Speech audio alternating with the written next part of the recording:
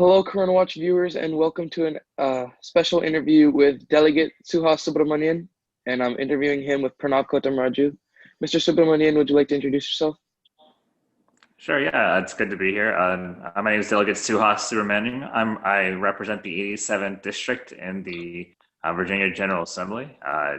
This is my first term. I previously worked in the Obama White House as a technology advisor and on Capitol Hill, and I still practice law and some healthcare law and corporate law. And yeah, I'm very glad to be here. Could you tell us about your role in the House Education Committee? Sure, yeah, I serve on the committee. There's about 20 delegates on the committee. I have been on it since the beginning of my term. Serve on the subcommittee on SOQs and SOLs, and so basically that's the curriculum and anything related to it. So it gets pretty weighty on some of the issues, but it's a very important committee and subcommittee. And we've had a chance to pass a lot of great legislation this past session. And I think we're going to continue to do what we can for the schools in Virginia. Awesome. Could you tell us how COVID-19 has affected the way that you operate and deal with obstacles as a delegate of the 87th district? Yeah, we are now, usually I would go to a lot of events in person. I would do whatever I could to make sure that I'm at major community events, and then just make sure that I'm available to people. And then I would go to Richmond whenever we were in session or special session. But all that's changed because we're doing less things in person. So we do things virtually on Skype. I mean, Skype or Zoom or Google Hangouts. It's sometimes it can be a challenge because it's nice to have that in-person interaction. It's nice to have sidebar meetings where you can talk to people about something going on the floor. But we've gone completely virtual in the General Assembly, and in general, I think a lot of people have really gotten used to it.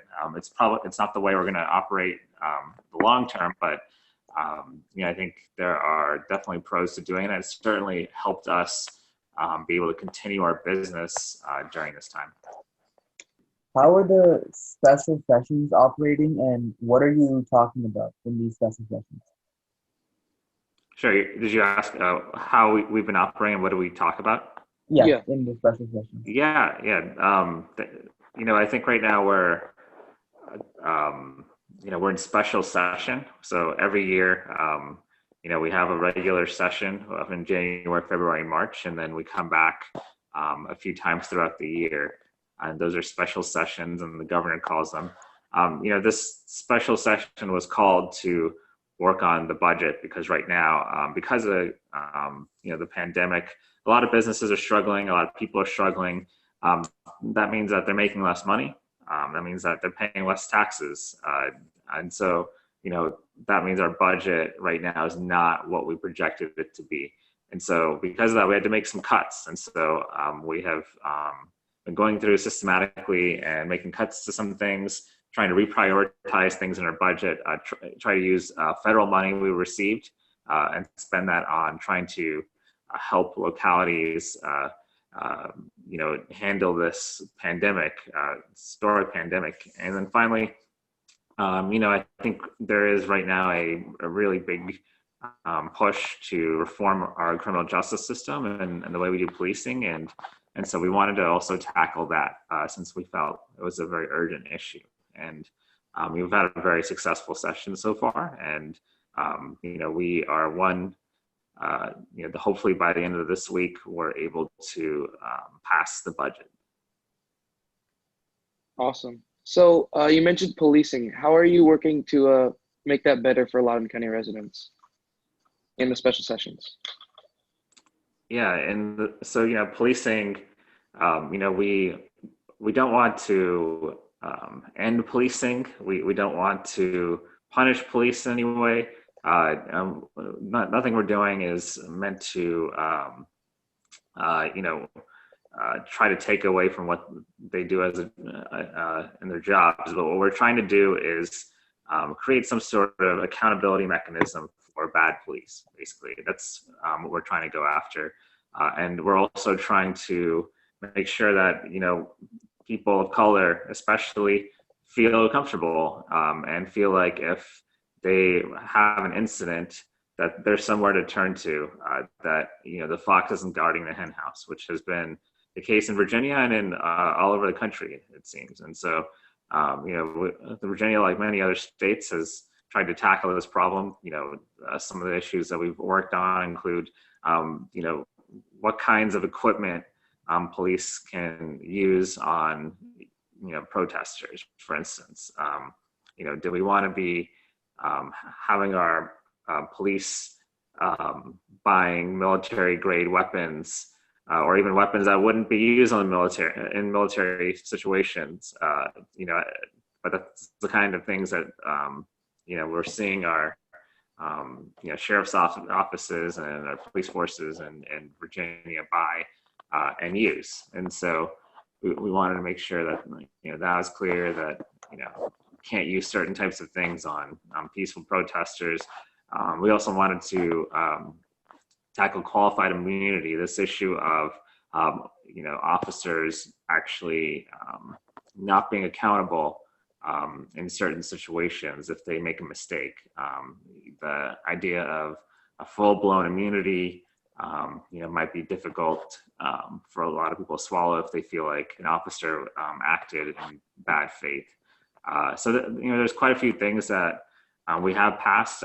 We're kind of at the finish line on quite a few things, and we're hoping the governor will sign them soon.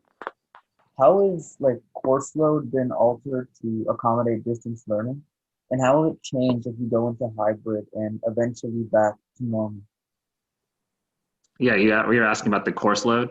Yeah. And how they've been altered because of the pandemic, and because of distance learning. I think that it's varied from county to county. Right now it's not necessarily a state issue; it's mostly a local issue. But I think most counties, the course load, they've done staggered courses, or they've kind of tried to take the curriculum that's there and try to chop it up a little bit so that it can be more distance learning friendly.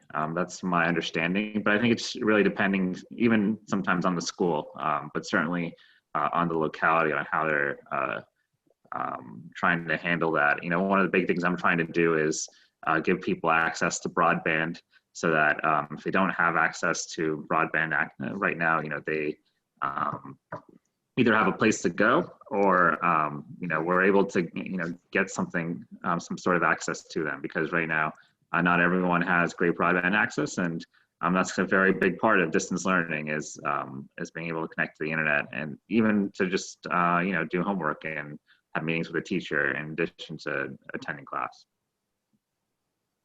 So what exactly is the criteria for coming back? Is there some sort of case number we have to hit, or a vaccine to go back to hybrid? Again, I think that's a lot of that is based on the localities. I think as far as what I would like to see is just us get to a point where everyone feels safe. I don't know if there's a specific metric that in particular that we should strive for, but I think it's one of those we'll feel it when the time feels right, where everyone feels like it's safe to come back. I think that's the time. So I could see a situation where next semester we still need to keep going with this, but I'd like to find a way to get students back in school in a very safe manner, sooner rather than later. But I don't think it's worth sacrificing people's health and safety to do that.